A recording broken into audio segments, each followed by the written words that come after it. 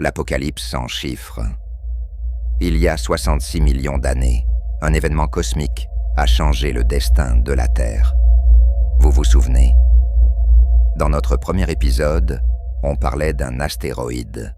Plongeons maintenant dans les chiffres, car il raconte une histoire plus vertigineuse que toute fiction. Un caillou spatial de 10 km de diamètre, plus grand que Paris, fonçant à 72 000 km par heure, 20 fois plus rapide qu'une balle de fusil. Une masse et une vitesse qui en font l'un des projectiles les plus dévastateurs à avoir jamais frappé notre planète. L'impact libère une énergie de 100 millions de mégatonnes. Prenez toutes les bombes nucléaires jamais créées, multipliez leur puissance par 1000. Vous n'y êtes toujours pas. C'est 100 fois l'éruption du supervolcan Toba, qui avait presque anéanti nos ancêtres humains il y a quelques 74 000 ans. En un instant, 200 km3 de roches sont vaporisés, l'équivalent de 80 millions de piscines olympiques. Des tsunamis hauts, comme des immeubles de 30 étages, balaient les côtes. L'onde de choc fait plusieurs fois le tour du globe. Des milliards de tonnes de poussière obscurcissent le ciel pendant des années.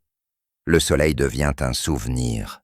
La température chute de 15 degrés en quelques semaines, comme si l'été méditerranéen se transformait en hiver sibérien du jour au lendemain.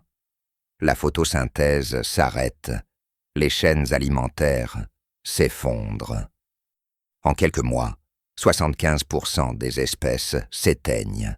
Les dinosaures non-aviens, maîtres de la Terre depuis 165 millions d'années, disparaissent. Pendant ce temps, terrés ici et là, de petits mammifères attendent. Pas plus grands qu'un rat, nos ancêtres ont survécu non par leur force, mais par leur adaptabilité. Parfois, l'histoire du vivant bascule en quelques instants, non par dessein, mais par collision. La nature ne punit pas, elle ne récompense pas, elle transforme brutalement, sans préavis. Chaque extinction n'est que le prélude à une nouvelle diversité. C'était l'Apocalypse en chiffres. À bientôt pour une nouvelle aventure.